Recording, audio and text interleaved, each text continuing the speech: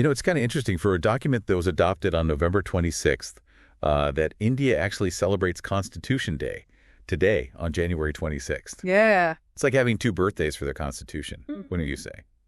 Today we'll be taking a deep dive into India's Constitution Day and its significance, exploring some excerpts from Livemint and the Indian Express, both published just yesterday. It is fascinating, isn't it? While November 26th marks the adoption of the Constitution back in 1949, it wasn't until January 26, 1950 that it truly came into effect. Right. It was on this later date that India officially transitioned from a British dominion to a sovereign republic. Two very important dates then. But before we get too far ahead of ourselves, let's take a step back. Okay.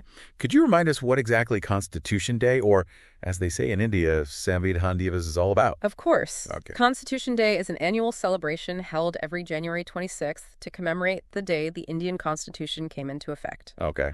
While it was celebrated unofficially for many years, it was officially declared Constitution Day in 2015.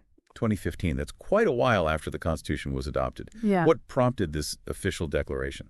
The timing coincided with the 125th birth anniversary of Dr. B.R. Ambedkar, the chairman of the drafting committee, and often referred to as the father of the Indian Constitution. Right. Declaring it Constitution Day was a way to honor his legacy and emphasize the importance of the Constitution itself. Prior to 2015, this day was actually celebrated as Law Day. Ah, I see. A fitting tribute to Dr. Ambedkar. Yes. But is Constitution Day just a symbolic day? Or does it have a real impact on how people engage with their rights and responsibilities? It's certainly more than just symbolic. Constitution Day is meant to be a day of reflection and education, promoting awareness of the core values enshrined in the document. Justice, liberty, equality, and fraternity. Right. By highlighting these values, it aims to foster a sense of unity and remind everyone of India's commitment to an inclusive and equitable society. Speaking of history, what was the situation in India before they had this constitution, pre-independence? Well, before India gained independence, it was governed under the Government of India Act of 1935. This act provided a framework for governance, but ultimately fell short of what India envisioned for itself as a free and sovereign nation. So they needed a document that truly reflected their aspirations for a democratic republic. Yes. And to the Constituent Assembly. Right. Tell us a bit about that process. Indeed. The Constituent Assembly was formed in December 1946, comprised of representatives elected from across the newly independent nation. Okay. Their monumental task was to draft a constitution that reflected the hopes and dreams of a diverse and vibrant people.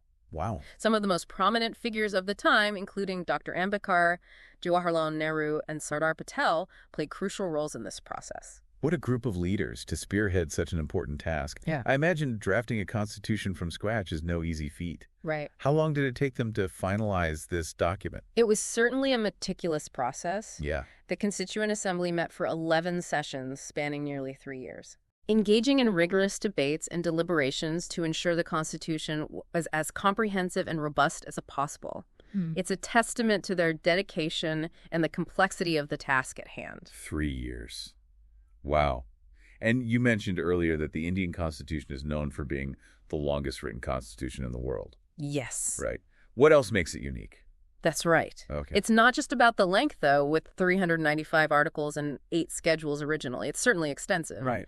What truly distinguishes the Indian Constitution is its intriguing blend of rigidity and flexibility. That sounds pretty complex. Could you elaborate on that a bit? What exactly do you mean by rigidity and flexibility? Of course. Okay. By rigidity, we refer to those aspects of the Constitution considered fundamental and unchangeable, such as the basic structure of the government or the fundamental rights of citizens. Okay. These are enshrined in a way that makes amending them extremely difficult. Right. This rigidity ensures stability and protects the core values of the nation. That makes sense. But what about the flexibility part?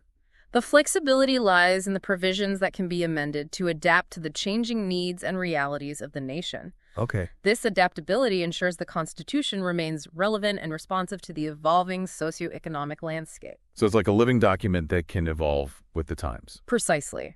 The drafters drew inspiration from various global constitutions, blending elements from the British parliamentary system, the American federal structure, and other sources. Right. But they were also keen to ensure it reflected India's unique context and aspirations, Yeah. creating a document that aimed to balance individual rights with the collective good. Striking that balance between rights and responsibilities is so crucial, especially for a newly independent nation forging its own path. Mm-hmm. I'm curious, did any particularly inspiring quotes or sentiments emerge from this process? I mean, with such brilliant minds working together, there must have been some profound reflections on the Constitution and its significance. Absolutely.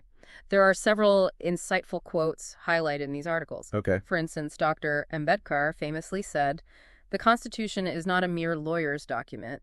It is a vehicle of life, and its spirit is always the spirit of the age." That's a powerful way to put it. It emphasizes that the Constitution is not some static text, but a dynamic force shaping the nation's journey. Exactly. And Sardar Patel, who played a critical role in unifying the princely states with India, stressed the importance of national unity by stating, "We are Indians, firstly and lastly." Right. This was particularly relevant given the immense diversity and the potential for division in a newly independent nation. Such a powerful reminder, especially in those early years. Now we've covered a lot of ground. What Constitution Day is, its historical context, the unique features of the Indian Constitution, and the inspiring words of its architects. But I think our listeners are probably wondering how this connects to them even if they're not in India. How can we all engage with the spirit of this day? That's a great question. The sources offer some interesting ways to celebrate and connect with the values enshrined in the Constitution. Okay. One simple yet profound suggestion is to read the Preamble. It beautifully encapsulates the core principles of the Indian Republic and the vision for an inclusive and just society. You know, I've always found it fascinating how the Indian Constitution's preamble starts with those three powerful words, "We the people." It instantly establishes the idea that sovereignty lies with the citizens. It's a powerful statement indeed. And beyond individual reading, there's the idea of engaging in more collective reflection and discussion. Right. Imagine organizing educational programs, debates, or even quizzes centered around the Constitution and its impact on modern India. It's a way to spark conversation and encourage deeper understanding. It's about fostering a culture of civic engagement, isn't it? Not just understanding our rights, but also reflecting on our responsibilities as citizens. Precisely. And in that spirit, the sources mention awareness campaigns focusing on fundamental rights and duties. This could be anything from interactive workshops to social media initiatives, all aimed at educating and raising awareness. So it's about making those constitutional values tangible and relevant to people's everyday lives. Now, no celebration is complete without a touch of creativity. Yeah. The articles also mentioned cultural activities like skits, plays, and poetry recitals. But are those just for show, or can they genuinely help people understand complex concepts like justice and equality? That's an interesting point. I think these creative expressions can be incredibly powerful tools for conveying complex ideas in an accessible and engaging way. Right. When you see a play about discrimination or listen to a poem about freedom, it can evoke emotions and create a deeper understanding than simply reading legal text. It's about making those abstract concepts resonate on a human level, right? Exactly. But I think what truly resonated with me from these sources is the emphasis on actively engaging with our civic responsibilities. It's about recognizing that the values enshrined in a constitution are not just words on paper, but ideals that require constant vigilance and participation to uphold. It's a call to action, a reminder that democracy is not a spectator sport. It requires active participation from all of us. What specific actions resonated most with you? You know, it's that idea of participating in local governance, making your voice heard, and working towards positive change in your community. It could be as simple as attending town hall meetings or volunteering for a cause you believe in. The point is to be an active participant in shaping the society you want to live in, much like those who drafted the Indian Constitution did all those years ago. It's about realizing that we all have a role to play in upholding those cherished values. And it's not just about grand gestures. Even small acts of kindness, empathy, and respect for others contribute to building a more just and equitable society. Absolutely. It's about embodying those values in our daily interactions and striving to create a society that reflects the ideals outlined in the Constitution. So even though this is about India's Constitution Day, it sounds like there's a universal message here. You're absolutely right. It makes you think about how these principles transcend national borders. Yeah. It's really about recognizing the universal human desire for a just and equitable world. The Indian Constitution, with its emphasis on those four pillars, justice, liberty, equality, and fraternity, Right. provides a powerful framework for achieving those aspirations. It's inspiring to think about how these values resonate across cultures and continents. Even if we aren't Indian, we can still learn from their Constitution Day and reflect on how we can embody these principles in our own lives. And that's what's so fascinating about this, isn't it? The idea of a constitution. Right. It isn't just about legal frameworks. It's about a nation's commitment to upholding certain values. It's a reminder that these ideals require constant nurturing and protection regardless of where we live. It's a continuous journey, not a destination. Yeah. A commitment to constantly striving for a better society, both for ourselves and future generations. Precisely. And the Indian Constitution, with its blend of rigidity and flexibility, also highlights the importance of adaptability. Yeah. Societies evolve, and constitutions must evolve with them to remain relevant.